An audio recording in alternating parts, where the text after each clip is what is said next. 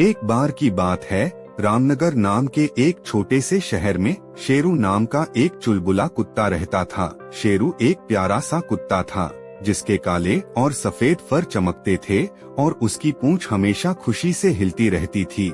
लेकिन शेरू में एक बड़ी कमजोरी थी, वह बहुत लालची था। उसे हमेशा लगता रहता था कि दूसरों के पास उससे बेहतर चीजें हैं। एक सुबह की बात है, शेरू पार्क में घूम रहा था। तभी उसे घास के बीच चमकती हुई चीज दिखाई दी। करीब जाकर देखा तो वह एक मोटी रसीली हड्डी थी। खुशी से झूम उठा शेरू। उसने हड्डी को अपने दांतों में जकड़ लिया और गर्व से टहलने लगा। पार्क में घूमते हुए उसने देखा कि अन्य कुत्ते उसकी ओर अजीब से देख रहे हैं। उन्होंने पहले कभी इतनी बड़ी हड्डी नहीं देखी थी। शेरू को लगा वे उसकी हड्डी को देखकर ईर्ष्या कर रहे हैं।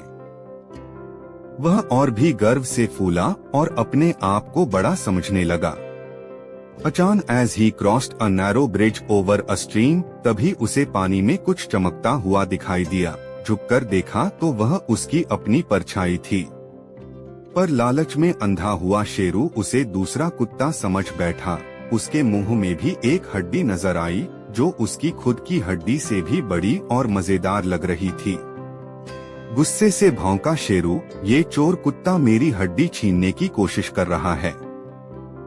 वह पानी में कूदने के लिए लपका, यह भूलते हुए कि कुत्ते तैर नहीं पाते। उसकी लालच का नतीजा भयानक निकला।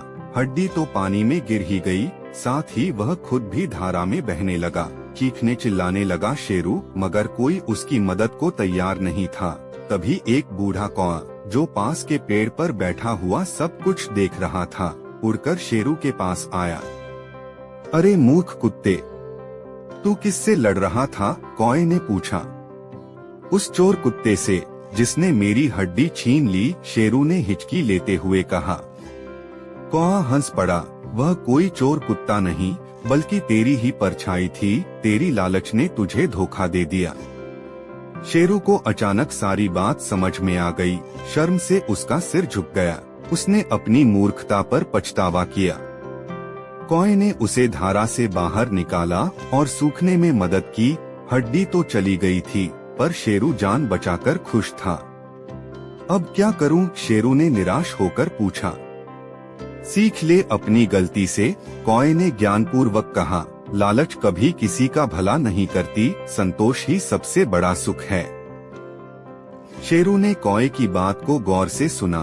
उसे अपनी गलती का एहसास हुआ। वह लौटकर पार्क में गया जहां अन्य कुत्ते खेल रहे थे। इस बार उसने उनके साथ खेलने का फैसला किया। उसने उनसे माफी मांगी कि उसने उन्हें गलत समझा। कुत्ते दयालु थे, उन्होंने शेरू को माफ कर दिया और उसे अपने साथ खेलने के लिए बुला लिया। वे उसके साथ हंसते खेलते रहे। शेरू को एहसास हुआ कि दोस्ती और साथ किसी भी हड्डी से ज्यादा मूल्यवान है। दोस्तों, आपको ये कहानी कैसी लगी हमें जरूर बताएं और चैनल को सब्सक्राइब जरूर करें। धन्यवाद।